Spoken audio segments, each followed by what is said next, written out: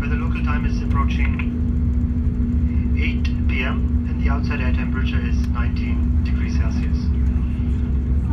For your safety, please remain seated with your seatbelt fastened until the captain has brought this aircraft to a complete stop and turned off the seatbelt signs. Please ensure that you have all your personal belongings with you as you leave this aircraft. Please open overhead compartments with caution, as luggage might have moved during the flight. Also remember that smoking is only permitted in the designated areas.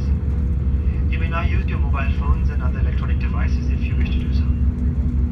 We hope that you will include Qatar Airways in your future travel plans. And to book your next flight, please visit QatarAirways.com. On behalf of Qatar Airways, the One World Alliance, our co-chair partner British Airways, Captain Antonios, and our team of cabin crew, we wish you a pleasant stay here in London or a safe journey to your final destination, Qatar Airways, going places together. Once again, we wish you a pleasant evening and a great day ahead. Thank you.